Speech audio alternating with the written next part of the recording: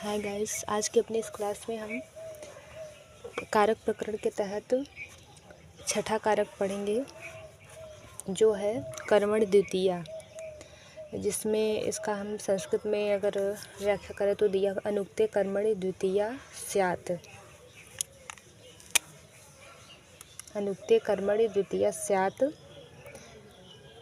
हरिम भजति। उदाहरण में संस्कृत में अगर उदाहरण दें तो हरिम भजति अभिहिते तो कर्मणि प्रातिपदिकार्थ मात्रे इति प्रथमैव। तो इसका हम अर्थ करते हैं। अर्थ में हो जाएगा कि अनुक्त कर्म में द्वितीय विभक्ति होती है। अनुक्ते कर्मणि द्वितीया स्यात्, अनुक्त कर्मणि मतलब कर्म में द्वितीय विभक्ति होती है, इसका अर्थ हो गया। और अगर हम इसका व्याख्या में करें तो व्याख्या में भी हमें वही लिखना पड़ेगा कि अनुक्त कर्म में द्वितीय विभक्ति होती है। फिर इसका अगर उदाहरण लें तो उदाहरण में हो जाएगा हरिम भजति। हरिम भजति इसका उदाहरण है। तो हरिम भजति इस उदाहरण में मतलब हरि को भजता है। इस उदाहरण में हरि अनुक्त कर्म है। हरि क्या है? अनुक्त कर्म है। यहाँ भजन क्रिया के द्वारा कर्ता हरि को विशेष रूप से प्राप्त करना चाहता है।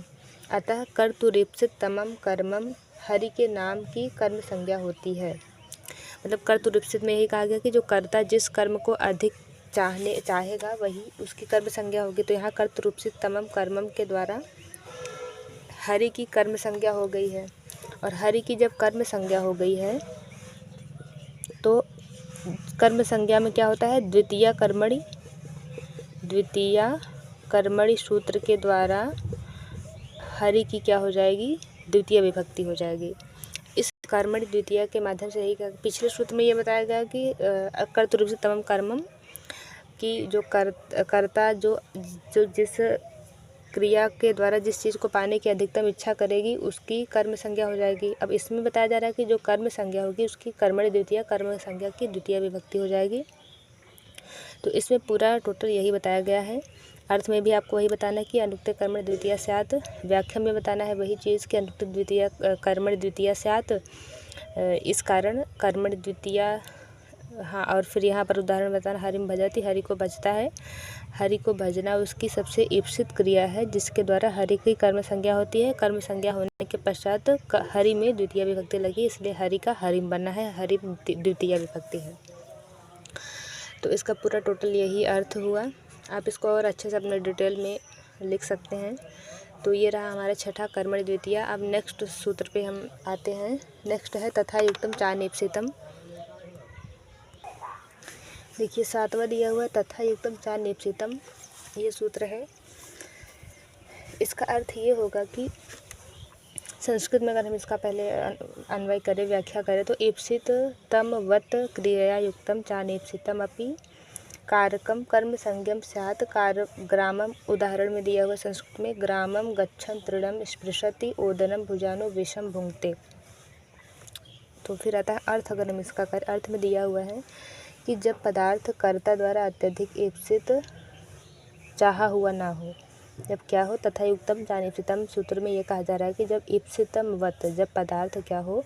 क्रिया कर्ता द्वारा युक्तम चानेप्सितम, चा मतलब और अनिप्सितम मतलब कर्ता द्वारा अत्यधिक चाहा हुआ ना हो, तो उस पदार्थ में भी कर्म कारक होता है। और कर्म कारक होने के कारण कर्म में कारक में द्वितीय विभक्ति होगी कर्मणि द्वितीया के माध्यम से।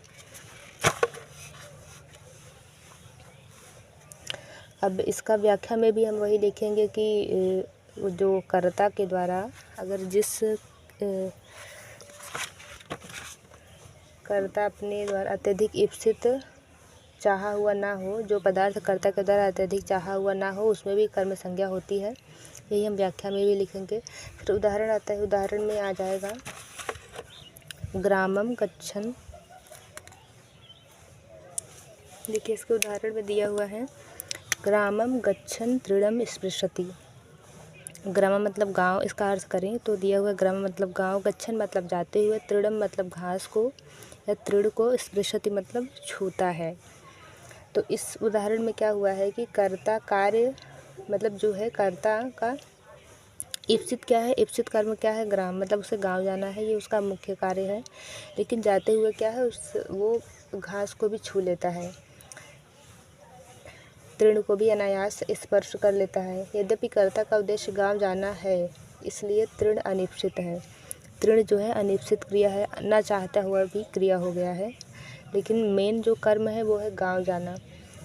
और अनिप्सित है, अनिश्चित तृण कर्म की मतलब ये भी कहा जा रहा है कि जो तृण है उसमें भी कर्म संज्ञा होगी, क्योंकि भले ही वो न चाहते हुए किया गया है लेकिन उसमें भी कर्म संज्ञा होगी। किसके माध्यम से कहा गया है, तथा युतम चा निप्सितम।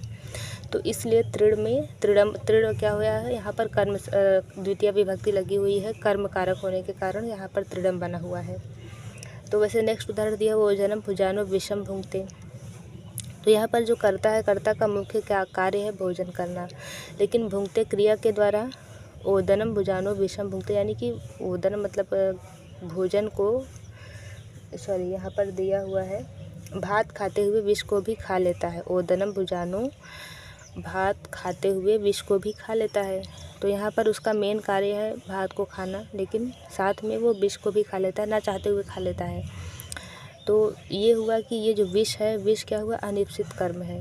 लेकिन अनिप्सित कर्म का भी कर्म संज्ञा होती है, ऐसा इस सूत्र के माध्यम से कहा गया है। इसलिए विष में भी कर्म कारक मतलब कर्म संज्ञा होकर के द्वितीय विभक्ति लगी हुई है। तो इस सूत्र के माध्यम से यही सिंपली बताया जा रहा है। आप उदाहरण में ऐसे ऐड करके आप लिख सकते हैं। तो ये रहा इसका उदाहरण, ये इसका पूरा व्याख्या है। अगला सूत्र हम देखते हैं। तो देखिए 8वां सूत्र है अकथितम च। अकथितम च सूत्र में क्या कहा जा रहा है कि इसका अगर हम संस्कृत में पहले व्याख्या करते हैं तो दिया हुआ है अपादानादि विशेषैर अविवक्षितम कारकम कर्म संज्ञम स्यात् दुह्याच पच दंड रुधि प्रच्छि ची ब्रू शास जी मथ मुषाम।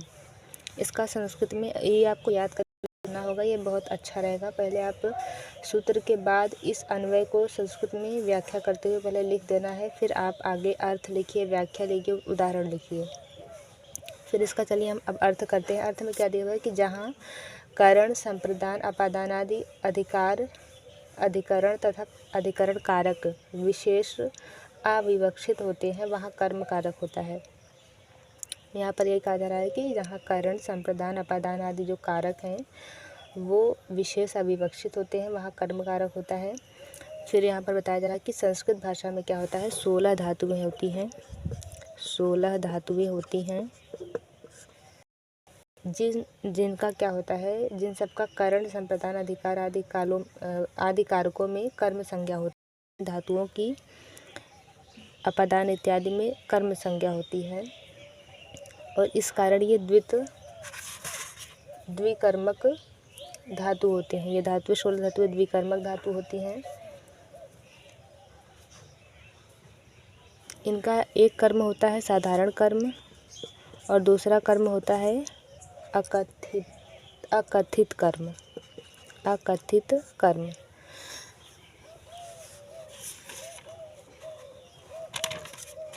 जैसे कि उदाहरण में दिया हुआ है दुह याच पच। दुह मतलब होता है दूहना, याच मतलब होता है मांगना, पच मतलब पकाना, दंड मतलब सजा देना, रुद्ध मतलब रोकना, प्रच्छ मतलब पूछना, ची मतलब चुनना, ब्रू मतलब कहना, शास मतलब शासन करना, जी मतलब जीतना, मथ मतलब मथना, मुश मतलब चुराना, नी मतलब पहुँचाना, हरि मतलब ले जाना, कृष मतलब खींचना और वह मतलब ले जाना। इन 16 धातुओं के अकथित कर्म होते हैं। जैसे गाम दोग्धि पयः, वह गाय से दूध दूहता है। यहाँ गौ वस्तुतः अपादान है, पर उसकी विवक्षा न होने से इस सूत्र में कर्म संज्ञा हो गई है। इस वाक्य में पयः प्रधान कर्म है और गाम गौड़ कर्म, अतः अपादान कारक की विवक्षा होगी तो पंचमी विभक्ति का ही प्रयोग होगा। गो पयः दोग्धि। बलिम याचते वसुधाम, बलि से पृथ्वी मांगता है। यहाँ बलि अपादान है किंतु अविवक्षित होने के कारण कर्म संज्ञा हो गई। वसुधाम प्रधान कर्म है और बलि गौड़ कर्म है। अपादान की विवक्षा होने पर बले याचते वसुधाम ही प्रयोग होगा। तो यहाँ पर ये कहा जा रहा है कि इन सब में क्या हो जाएगा, पंचमी विभक्ति लगेगी। भले कहा जाए कर्मणि द्वितीया, कर्म ही है, कर्म किया या मतलब दुहना एक कर्म है, पकाना कर्म है, लेकिन इन सब धातुओं का क्या हो जाएगा, द्वित अकथित हो जाएगा कर्म, जिस कारण